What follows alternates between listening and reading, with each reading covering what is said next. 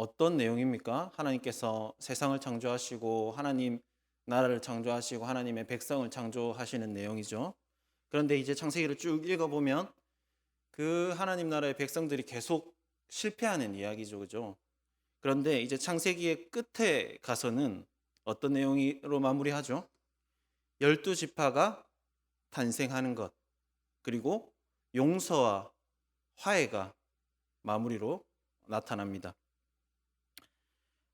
이렇게 하나님 나라의 백성들이 계속 실패함을 통해서 그들의 연약함 때문에 계속 하나님 나라가 위기로 몰리지만, 그럼에도 불구하고 하나님의 신실하심이 차근차근 그 열방을 향한 하나님 나라의 계획이 하나님의 신실하심으로 인해서 이루어지는 것을 우리가 창세기 전체를 통해서 확인할 수가 있습니다. 그래서 오늘은 용서와 화해가 있는 하나님 나라라는 제목으로 우리 함께 성경 공부할 건데요. 어, 지난 시간에 우리가 요셉의 고난을 살펴봤습니다. 한 번 더 되짚어 보는 시간을 가질 텐데요. 어, 요셉이 고난을 통과하는데요. 요셉의 절규라고 제가 썼습니다. 왜냐하면 우리가 요셉을 볼 때에 생각해야 될 것이, 요셉이 굉장히 특별한 우리와 다른 어떤 천사 같은 존재가 아니라는 것을 우리가 좀 분명히 알아야 될 필요가 있기 때문인데, 요셉도 우리와 같은 사람이고 이러한 극심한 고통을 마주했을 때 분명히 괴로움과 슬픔에 빠졌을 것입니다. 그리고 하나님께 따졌을 것입니다. 요셉이 아무리 믿음이 좋아도 하나님께 따지면서 제가 대체 뭘 잘못했길래 저에게 도대체 이런 일이 계속 일어난다는 말입니까? 그렇게 따졌지 않겠습니까? 이것은 다윗의 그런 영성에서도 볼 수 있습니다. 우리가 하나님 앞에서 가면을 쓰고 하나님 앞에서 따지지도 않고 억울한 게 있는데도 하나님 앞에 감추고, 그게 믿음이 아니라는 것입니다. 우리의 믿음은 믿음이 있어야만 할 수 있는 것이, 하나님 앞에 나아가서 하나님께 호소하고 하나님 억울합니다 하고 하나님께 부르짖을 수 있는 것입니다. 믿음이 없으면은 그것을 할 수가 없습니다. 아버지를 믿는 자녀는 어떡하죠? 아버지 앞에서 울고 호소하고 부르짖습니다. 그로 인해서 이 요셉도 분명히 견딜 만한 힘을 공급받았을 것입니다. 제가 이게 구체적으로 나와 있지 않습니다. 성경에 요셉이 하나님께 어떻게 기도했고 어떻게 따졌고 이런 게 아무리 봐도 나와 있지 않습니다. 그냥 어떤 스토리로만 나와 있는데, 제가 생각했을 땐 분명히 하나님 앞에 나아가서 울부짖고 따졌을 것입니다. 그래서 제가 보니까 예전에 이집트 왕자라는 애니메이션 있지 않습니까? 이집트 왕자 첫 번째 원은 누구죠? 그 모세 이야기인데, 이집트 왕자 2가 바로 요셉의 이야기입니다. 아니나 다를까 거기서 제가 어렸을 때 봤던 게 어렴풋이 기억이 나서 그 부분을 다시 찾아서 돌려보니까 표현을 굉장히 잘했더라고요. 그가 억울함 가운데서 감옥에 갇혔을 때 하나님께 울부짖으면서 따집니다. 하나님, 제가 대체 뭘 잘못했길래 저에게 이런 일이 일어납니까? 그렇게 하나님 앞에 울부짖고 따지는 모습을 볼 수 있습니다. 하지만 그것이 계속되는 것이 아니라 하나님의 신뢰로 이어지게 되는 건데, 어쨌든 우리가 하나님 앞에 가면을 벗어야 합니다. 하나님 앞에 가면을 쓰는 것이 우리가 하나님 앞에 잘하는 것이 아니라 우리의 억울함과 아픔과 슬픔을 하나님 앞에 담대히 가지고 나가서 부르짖는 것, 그것이 우리의 믿음이고 그것이 우리를 살게 한다는 것입니다. 그리고 또 요셉에 대한 오해가 있을 수 있는데, 이 이야기를 보면서 나의 고난과 상관없는 이야기가 아닐까라고 오해를 할 수가 있는데요. 왜냐하면 이 고난이 너무 커 보이기 때문입니다. 나는 이 정도의 표면적으로 큰 고난이 없는데 나와 상관없는 다른 나라, 다른 세상 이야기로 우리가 생각할 수 있지만 결코 그렇지 않다는 것이죠. 하나님은 표면적인 우리의 어떤 고난의 뭐 크기랑 상관없이 우리의 삶에 있어서 어, 사소한 거라도 우리의 고난과 아픔과 슬픔에 하나님은 굉장히 관심이 많으신 분입니다.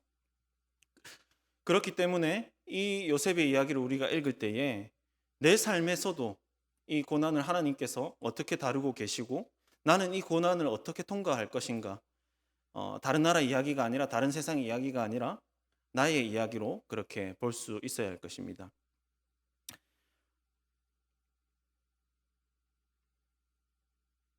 예, 그리고 요셉은 방금 말씀드렸던 것처럼 굉장한 극심한 고난을 만났습니다. 17살 때 하루아침에 그죠? 노예로 팔려가다니 뭐 상상이나 할 수 있는 고통이겠습니까? 그리고 억울한 가운데 감옥에 가고 어, 인간이기 때문에 굉장히 힘들었을 것입니다. 하지만 요셉이 이러한 상황에 흔들릴 수는 있어도 우리가 알다시피 넘어지지 않을 수 있었던 것은 그의 믿음 때문이라는 것입니다. 믿음은 당장 이해되는 것이 아닙니다. 우리가 당장 이해돼서 한다면 그것은 당장 이해되는 것은 상식이죠. 우리가 믿음이라고 하지 않고 상식이라고 할 수 있습니다. 그래서 성경 우리에게 질문하는 것입니다. 네가 이해되는 것만 하면서 살래? 아니면 이해되지 않지만 믿음으로 살래? 그것을 우리에게 그 질문을 도전을 우리에게 하고 있는 것입니다. 믿음은 막연한 게 아니라 하나님에 대한 지식 더하기 또 그분에 대한 신뢰와 확신입니다. 요셉 입장에서 이 상황이 도저히 이해가 안 됩니다. 하지만 분명한 것이 하나 있습니다. 우리는 이해 안 되는 거를 붙잡고 싸우면 될 게 아니라 분명한 것을 붙잡으면 되는 것입니다. 분명한 것이 무엇이죠? 분명한 것은 지금 이 상황은 이해 안 되지만 하나님이 나와 분명히 함께 계시고 그 하나님은 어떤 분이시다? 그 하나님은 선하시고 나를 책임져 주시고 나를 지켜주시는 분이다라는 그 분명한 사실을 붙잡았습니다. 이리저리 요동치는 상황을 우리가 붙잡고 살 것인가? 아니면 분명한 것을 붙잡고 살 것인가? 그 질문을 우리에게 던져주시는 것입니다. 그리고 우리가 기억해야 될 것은 내가 처한 상황보다 더 큰 것은 내가 누구와 함께 있느냐 하는 것입니다. 만약에 요셉이 자신이 처한 상황이 하나님보다 더 크게 느껴졌다면 요셉은 이 고난을 통과하지 못했을 것입니다.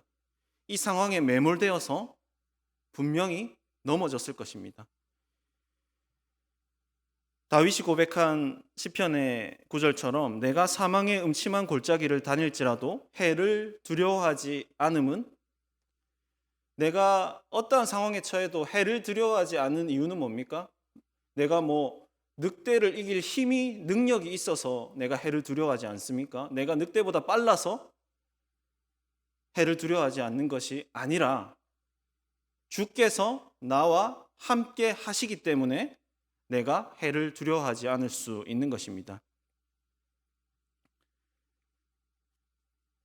예, 그렇게 요셉이 고난을 잘 지나갑니다. 고난을 지나가니까 하나님의 뜻이 선명하게 보입니다. 우리도 그렇죠. 지난 후에 이러려고 하나님이 그렇게 하셨나 보다. 그때는 도저히 이해가 안 됐는데 이러려고 하나님이 그렇게 하셨나 보다라는 고백을 할 때가 많습니다. 요셉이 꿈꿨던 미래보다 하나님은 더 큰 미래를 이미 꿈꾸고 계시고 만나게 해주셨습니다. 요셉의 꿈은 출세가 아니었습니다. 그죠? 아무리 생각해봐도 요셉의 꿈은 출세하는 것이 아니었습니다. 감옥에서 한번 생각해 볼까요? 요셉의 꿈은 무엇이었을까요? 여기서 단지 그죠? 빠져나오는 정도, 억울함을 푸는 정도, 그래서 그토록 그리운 아버지 얼굴을 보는 정도였을 것입니다.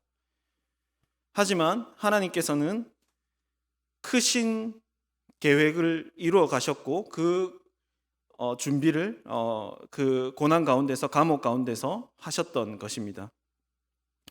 우리가 계획하고 꿈꾸는 것도 중요합니다.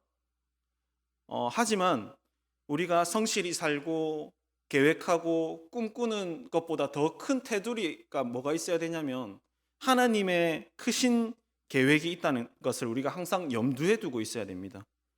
그러니까 우리는 하나님의 가능성 속에서 열심히 행하고 충성하고 봉사하고 섬기는 것이지 하나님의 가능성 밖에서 그것을 해서는 안 된다는 것입니다. 우리가 주로 학생들에게 그죠? 요셉 이야기 많이 해주지 않습니까? 요셉처럼 뭐 큰 꿈을 꾸고 열심히 살아서 높은 자리에 올라서 세상이 복이 되라라고 말하는 경우가 많습니다. 하지만 요셉 생각해 볼 때 전혀 꿈꿀 수 있는 상황도 아니었고 뭔가 대단한 계획을 세우지도 않았습니다. 단지 요셉이 한 것은 그 절망적인 상황 가운데서 어떻게든 하나님 붙잡고 하루하루 최선을 다한 것이었습니다. 감옥에서 그날 만난 죄수들을 위해서 봉사했고 위로해 주었고 그렇게 하루하루 살아가던 중에 그 하루 중에 무슨 일이 있었습니까? 술 맡은 간원장과 빵 맡은 간원장의 낯빛이 어두운 것을 보았습니다. 그리고 그들의 꿈을 해석해 주게 된 것이지 의도적으로 야망을 가지고 그들에게 다가간 것이 아니라는 것입니다. 그러니까 우리가 야망과 계획 그것을 항상 점검하며 살아야 한다는 것입니다. 그렇게 요셉이 고난을 지나고 나니까 발견하게 되는 것이 무엇이냐? 하나님이 주신 사명을 발견하게 됩니다. 문제가 해결되거나 성취를 한 후에 하나님을 잊어버리는 경우를 자주 보게 됩니다. 그러면 결과적으로 이 문제 해결한 것과 성취한 것은 복이 아니라 오히려 독이 되는 것이죠. 요셉의 고난과 억울함들이 다 해결되었습니다, 지금. 그리고 세상적으로 봤을 때 최고로 출세를 했습니다. 요셉은 이것이 하나님께서 자신에게 복을 주시기 위한 계획이셨구나, 거기서 끝나지 않았습니다. 그것이 중요합니다. 거기서 끝나지 않고 하나님께서 나를 복되게 하실 뿐만 아니라 나로 하여금 내 가정과 이 세상에 복을 주시기 위한 과정이었구나. 앞으로 이것을 위해서 내가 살아야 되겠구나라는 고백을 하며 살아가는 사명자였습니다. 창세기 오늘 읽은 20절을 보시면 당신들은 나를 해하려 하였으나 하나님은 그것을 선으로 바꾸사 오늘과 같이 많은 백성의 생명을 구원하게 하시려 하셨나니, 계속 고백하는 장면이 나오는데 사명 선언문입니다. 이게 바로 우리가 살아가면서 중요한 것이 내 사명이 무엇인지 매일 선언하고 선언하지 않으면 우리는 방향을 잃게 될 수밖에 없는 것입니다. 이렇게 요셉이 고난을 또 지나니까 용서와 화해의 열매가 맺힙니다. 인간의 의지나 감정으로 할 수 없는 그 용서를 하나님께서 하시는 것입니다. 우리가 계속 놓치지 말아야 될 것이 성경을 볼 때 요셉이 대단한 것이 아니라는 것입니다. 요셉이 천사가 아니라는 것입니다. 요셉도 우리와 같은 사람이라는 것입니다. 자신을 죽이려고 했던 이 형들에 대한 미움과 증오가 분명히 있었을 것입니다. 요셉이 아무리 성품이 좋은 사람이었다 해도 인간의 감정이나 의지에는 분명히 한계가 있습니다. 20절 다시 보시면 당신들은 나를 해하려 했으나 하나님은 그것을 선으로 바꾸사, 그렇게 고백합니다. 자신의 삶에 일어났던 일들이 우연이 아니라 하나님께서 철저하게 계획하신 것이고 이끌어 오신 선한 기름을 깨달았기 때문에 요셉이 그들을 진심으로 용서할 수가 있었습니다. 지금에야 그런 일이 거의 없지만 예전에는 시어머니가 며느리 막 핍박하는 일이 엄청 많았지 않습니까? 저도 뭐 그런 얘기를 들어보기만 했는데 그런 간증들도 많이 들어봤습니다. 그래서 예를 들면 며느리가 시어머니의 막 핍박을 막 너무 큰 핍박을 막 못 견뎌가지고 뭐라도 붙잡아야 되겠다. 막 처음에는 막 죽고 싶다 그렇게 했다가 뭐라도 붙잡아야겠다 해서 동네 마을에 있는 교회 나갔다가 예수님 믿고 또 자신을 통해서 그 시어머니도 예수님 믿고 이런 간증을 들은 적이 있습니다. 그랬을 때 이 며느리 입장에서 좀 생각해 보게 됩니다. 어, 얼마나 처음에는 뭐 원망스럽고 그랬을까요? 하지만 하나님께서 자신을 이렇게 구원해 주시는 그 순간에 이러려고 내가 하나님께서 그렇게 하셨구나라는 고백을 할 수 있는 것입니다. 그리고 나를 통해서 이 시어머니도 구원하게 하시는 그 하나님의 놀라운 뜻을 발견할 수 있을 것이고 또 그들이 화목할 수 있게 되는 것입니다. 그러니까 이것이 인간적인 어떤 감정이나 그래 용서해야지 할 수 있는 차원이 아니라는 것입니다. 하나님의 뜻을 깨달았을 때 이러려고 하나님이 그렇게 하셨구나라는 것을 깨달았을 때 지금 요셉도 기꺼이 진심으로 그들을 용서하고 사랑할 수 있게 된 것입니다.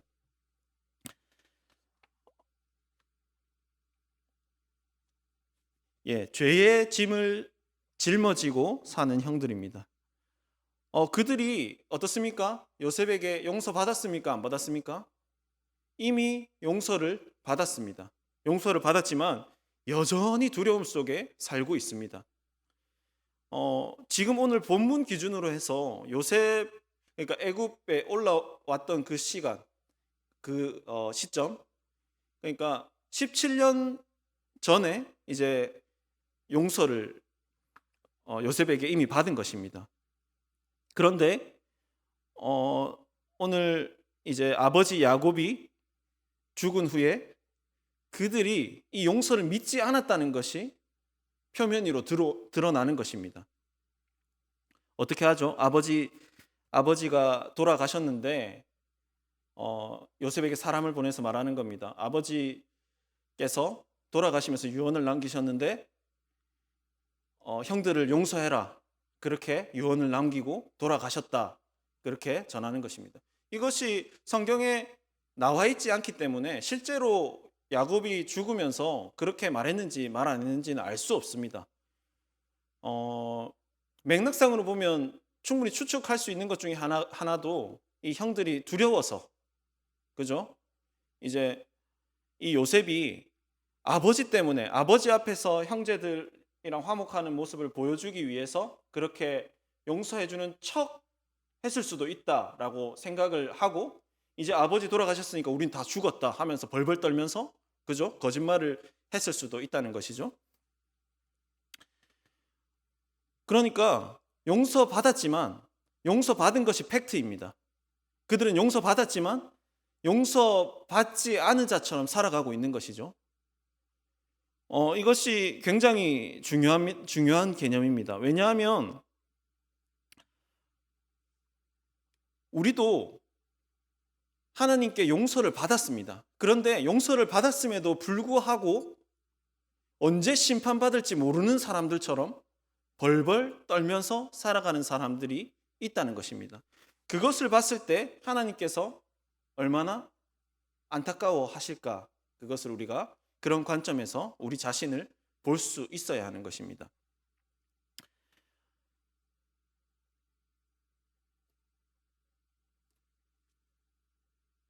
네, 그리고 그 형들을 생각해 보면 죄 짓는 그 순간부터 시작된 이 괴로움입니다.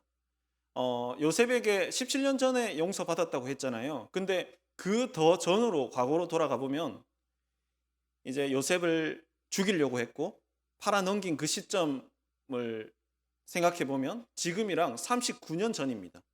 그러니까 그 39년 죄를 짓는 그 순간부터 요셉이 형제들이 얼마나 그 죄책감에 시달렸겠습니까? 집에 가서 이제 아버지 야곱이 그 요셉을 그리워하면서 울 때마다 형제들이 마음이 어떻겠습니까? 그러니까 우리의 죄는 그 죄를 짓는 순간부터 우리의 올무가 되고 우리를 두려움에 떨게 합니다. 그들이 얼마나 두려움 가운데 떨면서 살았는가 그 증거 중에 하나가 창세기 42장 21절에 나오는데요. 이제 정체를 숨긴 요셉이 자신들을 감옥에 가두었을 때 그 형제들의 입에서 툭 치니까 나오는 그 말이 무엇이었냐면, 우리가 그 요셉이 구덩이에서 살려달라고 애걸할 때 그것을 도와주지 않았기 때문에 우리가 벌 받는 거 아닌가, 그 말이 바로 튀어나옵니다. 그러니까 평생을, 그죠? 그 죄 짓고 나서 그 두려움 가운데 계속 살았던 겁니다. 그래서 우리 무슨 일이, 안 좋은 일이 있으면 이게 하나님께 벌 받는 것인가, 이렇게 살았던 것입니다. 그렇게 이 죄라는 것은 우리를 올무로 우리를 괴롭게 하는 그런 무서운 것이라는 사실입니다.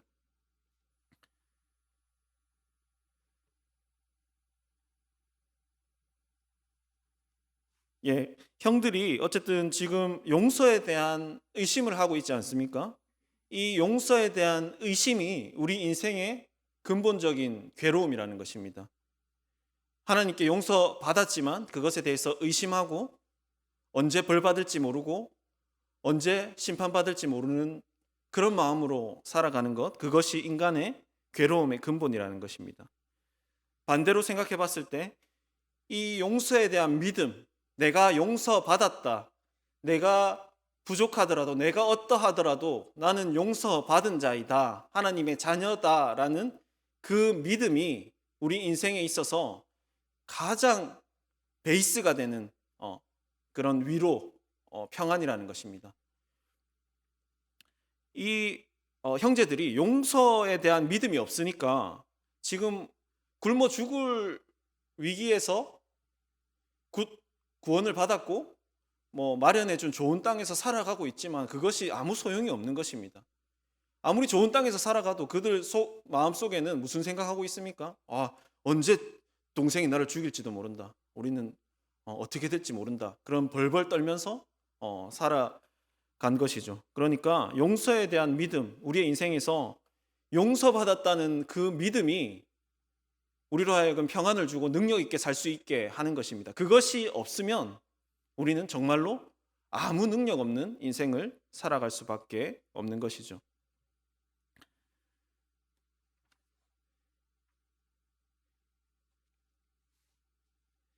예, 요셉이 형들을 보면서 우는 장면이 오늘 나옵니다. 17절 한번 보시죠. 형들이 와서 우리 아버지가 이렇게 용서해달라고 했습니다. 우리 좀 살려주십시오. 우리는 당신들의 종입니다. 막 이렇게 얘기를 했습니다. 하니까 요셉이 50장 17절 보시면 마지막에 그에게 하는 말을 들을 때에 울었더라 합니다. 이것이 하나님의 마음입니다. 요셉이 진짜 슬프게 울었을 것 같습니다. 나는 정말로 당신들을 용서했고 당신들이 행복하기를 원하고 누리면서 살기를 원하고 당신들을 위해서 모든 것을 지금 다 지원하고 그렇게 살아가는데 당신들은 왜 그렇게 두려움에 떨면서 살아가느냐 하는 그런 안타까움의 울음입니다.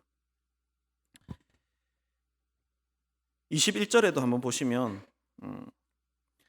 21절 한번 다 같이 읽어볼까요? 시작. 당신들은 두려워하지 마소서, 내가 당신들과 당신들의 자녀를 기르리이다 하고 그들을 간곡한 말로 위로하였더라. 아멘. 두려워하지 말라고 합니다. 그리고 내가 당신들을 용서했고 책임질 뿐만 아니라 당신들의 자손까지 책임질 거다. 당신을 위해서 모든 것을, 필요한 것을 베풀겠다는 뜻입니다. 이게 하나님의 우리를 향한 마음이라는 것입니다. 그래서 그들을 간곡한 말로 위로합니다. 제발 당신들 행복하게 살아라. 제발 떨지 말고 진짜 내가 용서했다, 행복하게 살아라. 그렇게 하는 것입니다. 하나님도 우리 보면서 그렇게 하지 않으시겠습니까? 만약에 우리가 맨날 떨면서 살고 맨날 그렇게 능력 없이 살고, 하나님은 우리가 정말 풍성하게 살기 위해 모든 것을 다 마련해 주셨고 모든 길을 열어 주셨는데 자신의 그 백성들이 그렇게 능력 없이 살아가면, 하늘에서 진짜 진수성찬을 날마다 하나님께서 내려주시고 먹기를 원하시는데 마른 빵만 먹고 살아간다면 하나님께서 얼마나 안타깝게 우리를 보시겠습니까?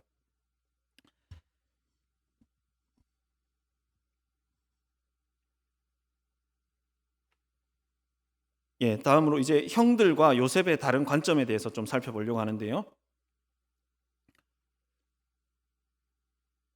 지금 형들은 용서를 믿지 못하는 이유가 어쩌면 당연합니다. 세상의 관점으로 그것을 바라보고 있기 때문입니다. 아까 전에 말씀드렸죠. 이해되니까 하는 것은 상식입니다. 그런데 이해되지 않아도 하나님의 말씀이기 때문에 하는 것은 믿음이라고 합니다. 그러니까 인간적 관점으로 이것은 내가 씻을 수 없는 악한 죄를 저질렀기 때문에, 세상 관점으로는 당연히 내가 잘못하면 복수가 돌아오는 게 맞습니다. 그러니까 요셉의 형제들은 내가 지은 죄가 너무 큰데 이거는 복수로 돌아올 수밖에 없다. 이거는 이해할 수가 없는 겁니다. 용서에 대해서. 이거는 용서받을 수 없는 일이기 때문에 언젠가 나는 복수 당할 것이다. 이 관점으로 계속 살아가고 있는 것입니다. 하지만 하나님 나라의 관점은 악으로 갚는 것이 아니라 악을 선으로 갚는 것입니다. 그것이 하나님 나라의 신비입니다. 세상은 이해할 수 없는 신비이죠. 그리고 19절을 한번 보시면 요셉이 그들에게 이르되 두려워하지 마소서, 내가 하나님을 대신하리이까 합니다. 그러니까 당신들이 어떤 죄를 저질렀든지 간에 그것을 판단하고 심판하는 것은 하나님께 달렸지 내 어떤 감정이나 나의 어떠함에 달려있지 않다는 것입니다. 하나님께서 나를 통해 용서하셨고 내가 하나님의 뜻을 알았고 당신을 용서한 것은 나의 어떠함이 아니라 하나님의 어떠함으로 용서한 것이다. 그렇게 얘기하는 것입니다. 이것이 하나님을 믿는 자들이 고백하는 말입니다. 다윗도 이제 사울을 향해서, 그죠? 이것은 내 원수 갚는 것이 아니라 하나님 손에 달려 있는 거다. 다윗이 그 배신을 또 당하고 그래도 원수 갚는 것은 하나님께 있으니까 그거는 뭐 손대지 마라, 그렇게 하지 않습니까? 그것이 하나님의 나라 백성들의 고백인 것입니다.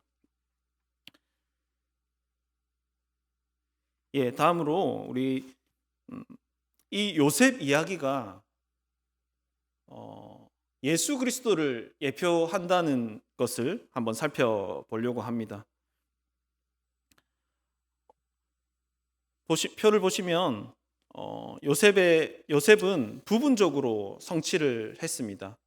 하나님께서는 첫사람 아담과 하와에게 어떻게 하셨죠? 온 땅에 충만하도록 명령했지만 그들이 실패했고, 이제 아브라함에게 네가 열방의 복이 되라 하면서 명령과 약속을 하셨습니다. 그런데 세상에 복이 되는 것이 이제 요셉을 통해 부분적으로 성취되는 장면입니다. 하지만 그것은 어떻습니까? 일시적인 구원이죠. 그죠? 이후에 아브라함의 자손으로 오실 예수 그리스도께서 영원한 구원으로 완전한 성취를 이루십니다. 요셉은 요셉 가족과 주변 나라들을 구원했습니다. 하지만 예수 그리스도께서는 온 세상을 구원하실 것입니다. 또 예표하는 것은 고난을 통과해서 요셉은 총리의 자리에 오릅니다. 그래서 하나님께서 높여주신 것이죠. 하나님께서 높여주시고 능력을 주셔가지고 이 요셉이 세상을 구원하고 복이 되지 않습니까? 그것처럼 예수 그리스도를 하나님께서 부활로 높여주시면서 그 능력으로 세상을 구원하시는 것입니다. 요셉은 아사 위기에 처한 자신의 가족들과 주변 나라들을 굶어 죽지 않게 육신을 구원했지만 예수 그리스도께서는 죄와 사망의 심판에서 그들의 몸과 영혼을 완전히 구원해 주십니다.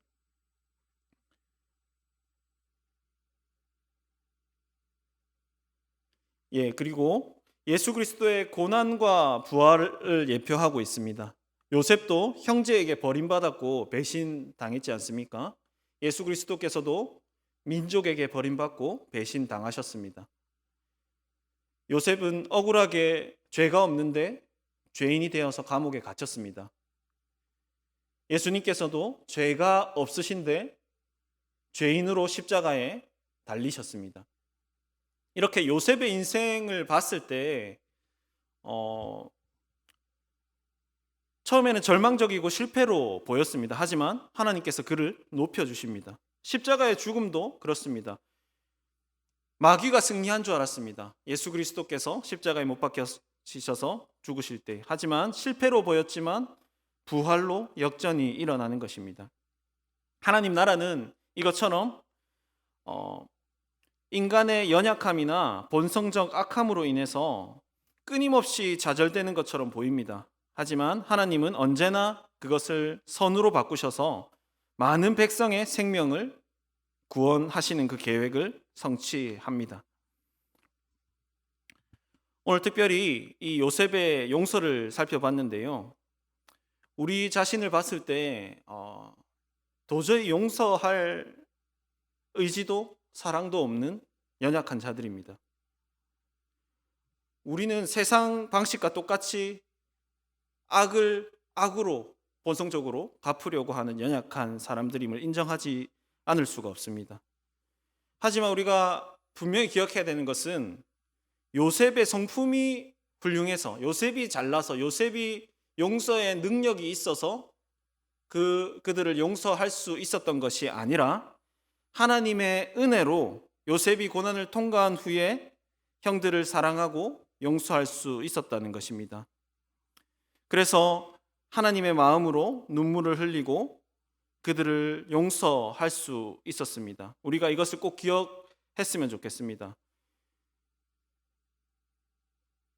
나는 용서할 수 없는 자이지만 주께서 내게 용서할 수 있게 하신다라는 그 믿음을 가지고 나도 용서하는 자가 되게 해달라고, 하나님 나라에 복이 되는 자가 될 수 있게 해달라고 기도하는 저와 여러분들 되시기를 바랍니다. 우리 함께 주신 말씀을 가지고